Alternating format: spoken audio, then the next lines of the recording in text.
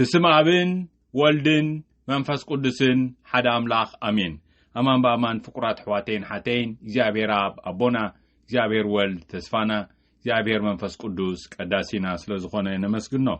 قدامين باب كاب قدامين مصحف مقاباويان كم عرف حدا كفقدي عسرته أنتيوكوس إبيفانس نإسرائيل بسيوف نجر أركسا بتغفو جزائي أنتيوكوس إبيفانس ود نغوس أنتيوكوس سالساي نغوس سوريا كابتم مقاننت اسكندر حدا نبره أنتيوكوس إبيفانس ب137 عمت نغوس سوريا ادمي مغانو أبروما جهو خوينو نبره بتجزيتي كحارتي زخونو سبات كاب إسرائيل تلعيلهم نعناي نخيدمو مسزوم أكوابينا زلو أحزاب كيدان نتأتاتو كمي كواتاتهم بمفلاينا بزح مكراي بزحنا علو النابلو نبزحات أقاقيو إذ نقرزي نبزحات أحقوسهم وحدات سبات دما بز نقرزي أزيوم هنتيات كونو نابتي نقوس أحزاب كيدوم دما سرعات أحزاب كسعبو كاب نقوس فقاد رخوبو أب يرساليم دما كم لما أحزاب بيت موسواس أكالات هانسه نتملكت جزرت الجسوة نقدس كيدان كحدقوه مسحزبي حبرو مس أحزاب حبرو حتيات نخجبر دما نجزار اسهم شاتو كاب مزمور 119 كاب فقدي 53 اتوم حقخا زحدقو خفاءات سبات ناراوخو بقطعانا لدكو أبزحات صار مدراوت هيوتي تزازاتكا مزموراتي كوني وقجابير بليتي ذكركا زعبا حقخا ونحاسب نعاي تزازاتكا محلاو عدلي كوني كفاءات سبات متصاوديا قبرو لي أنا قنا نحقخا يرسعون إيه سلتي قنوع فردخا خمسقنكا فرق ليتي تنسي أنا بسايتهم كلهم زقرقلوخان تزازاتكا زحلون إيه وقويتاي مدري بمحرتكا عملي آلا سرعاتاتكا مهارني حقخا يرسعكون أمو سبباي ريخا أناقفني طبقا يكون أمو تبجوني كم قالكا هياو قبرني كفاءات سبات حقخا يحلون إيوم أمو يكدحنون إيوم قناخي وقجابير رحرحيخا عبي إيومو كم حياونتكا بهيوت أمبرني سوقوقتين سلاتين بزحات إيوم أنا قناخا بحقتاتكا يرحاقون تزازاتكا أحلون إيوم أمو نتألمتي ريه فنفن كوم وقجابير نتزازاتكا خمزف قروريه كم محرتكا هياو قبرني بزلو قالكا حقيو يتقنع فردخا دما نزل عالم ينبر نايلو مونجيل كا وونجيل لوقاس كا معراف 18 كا فقدي 35 يسوس أبي ياريكو حد عور كم زحويه نبي ياريكو مسقربو انه حد عور سباي ابتقا مقد تقميتو يلمن نبره حزبي بو خحلف كله سميعو خا إذا انتاي إيو إلو حتته نساتم كا يسوس اتنازراوي يحلف الله إلوم نقروه نسو شعو ود داويت محارن نابلج أرحه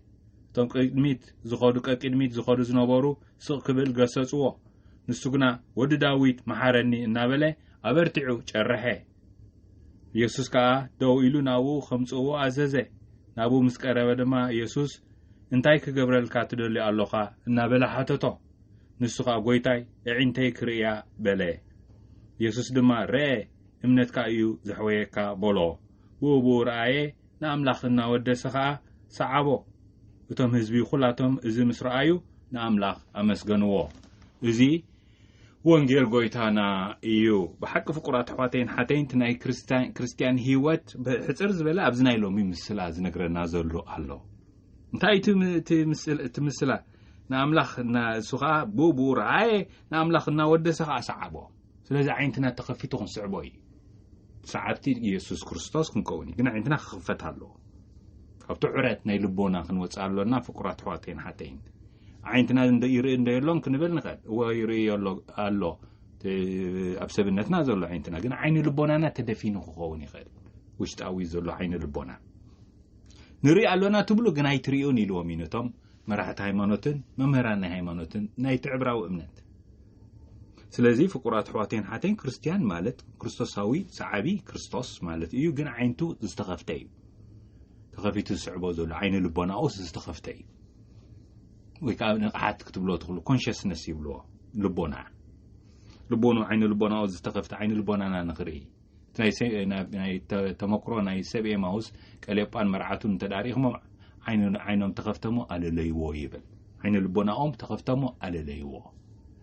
ስለዚ ዓይኒ ልቦናና እንድሕር ዘይተኸፊቱ ንስዕቦ ኣለና ክንብል ኣይንኽእልን ፍቁራት ኣሕዋተይን ሓተይን ልምዲ ጥራይ ክኸውን ይኽእል ባህሊ ጥራይ ክኸውን ይኽእል ፀኒሕኒ እዩ ናይ ኣቦታተይ ናይ ባሓጎታተይ ነቐፅሎ ኣለኹ ጥራይ ክኸውን ይኽእል በዚ ምክንያት እዚ ሃይማኖት ፀመልያ ክኸውን ይኽእል ሕዳሴ ናይ ኣእምሮ ናይ ልቢ ዘይምፅእ ክኸውን ይኽእል ስለዚ ብመሓረና ፍቁራት ኣሕዋተይን ሓተይን ንሪኦ ኣለና እዚ ዓይነ ስውር እዚ ኣምሳል ናተይ ናትካ ናትኪ ብሩኽ ሓወይ ብሩኽ ተሓፍተይ እዩ ኣምሳል ናትና እዩ ጥቓ መገዲ ኮይኑ ልምና ኣሎ እታ እንኮ ፀገሙ እንታይ እያ ምናልባት እውን ለማናይ ንክኸውን ዝደረኸቶ እንታይ እታ ዓይነ ስውር ምዃን እያ ስለዚ ካብ ኩሉ ፀገማትና ክንፈትሖ ዘለና ፀገም እንታይ እቲ መሰረት ናይ ኩሉ ፀገማትና እዩ መሰረት ናይ ኩሉ ፀገማትና እንተፈታሕናዮ ፍቁራት ኣሕዋተይን ሓተይን እቲ ኣብኡ ተሰሪቱ ኣብቲ መሰረት ናይ ዑረት ምክንያት ዘጋጥም ዘሎ ፀገማት ክፍትሑ ይኽእሉ ነቲ መሰረታዊ ፀገም ስለ ዝፈታሕና ስለዚ ተድልዮ ፈልጣ እዩ እዚ ዓይነ ስውር እዚ እንጀራ ክብል ይኽእል ነይሩ ኢልምን ዝህሉ ዝኸውን ኣብኡ ኮይኑ ስለዚ እንጀራ ሃበኒ ክዳን ሃበኒ ዝኾነ ክብል ይኽእል ነይሩ ዓደስ ሃበኒ ክብል ይኽእል ነይሩ ሳንቲም ሃበኒ ክብል እውን ይኽእል እዩ ወዲ ዳዊት መጀመርያ ኣስተውዒሉ ይፀናፀን እዩ ዘሎ ህዝቢ ክንቀሳቐስ ርዩ ሰሚዑ እዚ እንታይ እዩ ኢሉ ሓተተ ስለዚ ክትሓትት ፍቁር ሓወይን ሓፍተይን ሓታቲ ምዃን ፅቡቕ እዩ ኣብ ፍልስፍና ኣብ ሳይንስን እንታይ ንብሎ ሰብ እቲ ዝሓስብ እንስሳ እዩ ንብሎ ዝሓስብን ዝሓትትን ከም ዝሓስብ ዘሎ ከዓ ምልክት ናቱ ሓታቲ ምዃን እዩ ዘይሓትት እንተ ደኣ ኣሎ ኮይኑ ኣይሓስብን ዘሎ ማለት እዩ ወይ ከዓ እቲ ናይ ምሕሳብ ተኽእሉ ኣበራበሮን ዘሎ በዚ ምክንያት እዚ ቅዱስ ኣቦና ዮሃንስ ጳውሎስ ካልኣይ ኣብ 1998 ፊደስ ኤት ራስዮ ኢሎም ፅሒፎምልና እምነትን ኣእምሮን እዩ ኣእምሮ ዘይብሉ እምነት ኣይኮነን እምነትን ኣእምሮን ክልተ ኣኽናፍ ናይ ሰብ ናብ ሓቂ ገፁ ንኽነፍር ንኽዓርግ ነቲ ሓቂ ኣብ ላዕሊ እንድያ ዘላቲ ሓቂ ቀንዕ እንተዘይልና ክንሪኣ ይንኽእልን ስለዚ ከም ርግቢ ናብ ላዕሊ ገፅና ክንጠንቃዕሪርና ነፊርና ምእንቲ ክንሪኣ ክንርዳኣ ነቲ ሓቂ ክልተ ኣኽናፍ የድልየና ከም ዑፍ ይብሉ ሓደ ክንፊ ኣይኣክልን ስለዚ እምነትን ኣእምሮን ይብሎ ፊደስ ኤት ራስዮ ኢሎም ፅሒፎምልና ስለዚ ንዓና ንካቶሊካውያን እዚ ዓብዪ ፅቡቕ ነገር እዩ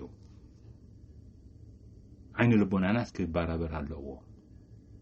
ኣእምሮና ክባራበር ኣለዎ ሰብኣዊ ኣእምሮና እንደገና ካቲ ልብና ዘሎ ዓይኒ ልቦናና ንቕሓት ሕልናና ኮንሽስነስ ንብሎ ሕልናን ንቕሓትን እዚ ክልቲኡ ውሽጢ ዘሎ እዩ ኣብ ዓይኒ ልቦና ንብሎ ብትግርኛ ዓይኒ ልቦናና ክነቅሕ ኣለዎ ስለዚ ይርኣ ነዚኣ ንሳ ምስ ተኸፍተት ኩሉ ነገራት ክፍታሕ ምዃኑ ይርድኦ እዩ ክልምና ይኾነ እንደ ድሕሪ እንታይ ዳ ክስዕቦ እዩ ስዒቦ ካሪእና ስለዚ ሓቶ ሓትት ሓታቲ እንታይ ዝኸውን ዘለዎ ስለዚ ኩነታትካ ኣንቢብካ ምኽኣል ነቲ ግዜ ኣንቢብካ ምኽኣል እዩ ኣንቢብካ ንኽትክእል ከዓ ሕቶ የድሊ ስለዚ ኣብ ጉባኤ ቫቲካን ካልኣይ ንና ቤተክርስትያን እንታይ ኢላ ነቲ ግዜና ብምንባብ ነቲ ወቕቱ ከነንብቦ ክንክእል ነቲ ግዜ ኣብቲ ወንጌል እውን ኣሎ የሱስ ማይ ክሃርሚ ትብሉ በዚኣ እንተነፈሰ ፀሓይ ክውዕሊ ደበና እንተደበነ ማይ ክሃርሚ ትብሉ እንተፈጥሮ ከተንብቦ ክኢልኩም ንግዜኹም ከዳ እንታኹምኩም ዘይተንብቦ ብል ጎይታና የሱስ ግዜኻ ኣንቢብካ ምኽኣል ን2025 ኣንቢብካ ምኽኣል ምክንያቱ እቲ ወንጌል ህያው ቃል ናይ ኣምላኽ ስለ ዝኾነ ንዑ መልሲ ዝህብ ዘሎ ስለዚ እዚ ዓይነ ስውር ዘይሓትት እንታይ እዩ ዝኸውን ዘሎ ይብሎም ብዙሓት ሰባት ክጎዩ ዋዕዋዕ ስለ ዝሰምዐ እሳቶም ከዓ ይነግርዎ ኢየሱስ እቲ ናዝራዊ ይሓልፍ ኣሎ ምናልባት ሓንሳ እያ ዝዓድል እዚኣ ናብ ኢየሩሳሌም ዝድይብ ዘሎ ካልኣይ ግዜ የላን ክሓልፍ ከሎ ስለዚ ከይተሓልፎ እንታይ ይብል ኣብቲ ቅድሚ ዝኸዱ ዝነበሩ ይሓትት እንታይ ኢሉ ወዲ ዳዊት መሓረኒ ክብል ይጅምር ብኡ ንብኡ ሰሚዑ ነይሩ እዩ ብዛዕባ እዚ ኢየሱስ ናዝራዊ ናበለ ኣበርቲዑ ጨርሐ ኢየሱስ ከዓ ደው ኢሉ ናብኡ ከምፅኡ ኣዘዘ እቶም ሰብ ግን እንታይ እዮም ዝብሉ እቲ ፀገም ትፈጥር ኣለኻ ኢሎም ኮታ ስቕ ይግስፅዎ እዮም እቶም ኣሕዋቱን ሓቱን ወዲ ዳዊት መሓረኒ ናበለ ጨርሐ እቶም ቅድሚ ዝኸዱ ዝነበሩ ከዓ ስቕ ክብል ገሰፅዎ ከምኡ እዩ ትባህሊ እንታይ ስቕ ክትብል እዩ ያይ ኩሉ ስቕ ቅዱስ ኮይኑስ ኩሉ ስቕ ቅዱስ ኣይኮነን ናይ መቃብር ስቕታ እውን ኣሎ ፍቁራት ኣሕዋተይን ሓተይ ስለዚ ስቕ ክብል ገሰፅዎ እዚ ኣይትረብሽ ዓይነት እዩ السوق جاي فقرات حواتين حتين لكن قعدتو خنا تبابع مالنا ማሕበረሰብ ክሓትት ክጅምር ኣለዎ ብዛዕባ ህይወቱ ብዛዕባ ኩነታቱ ብዛዕባ ሰላምን ብዛዕባ ፍትሕን ክሓትት ክኽእል ኣለዎ ስለዚ ሕውየቱ ክሓትት ኣለዎ ነዚ ሕቱ እዚ ይደግሞ እዚ ጨርሐ ዓዊሉ ጨርሐ ኢየሱስ ካ ደው ኢሉ ናብኡ ከምጽኡ ኣዘዘ ኢየሱስ ደው ይብል ከመ ኢየሱስ ከማና ይኮነን ሩሕሩሕ እዩ መሓሪ እዩ ናብኡ ከምጽኡ ኣዘዞም ኣምጽኦም ሞኻናው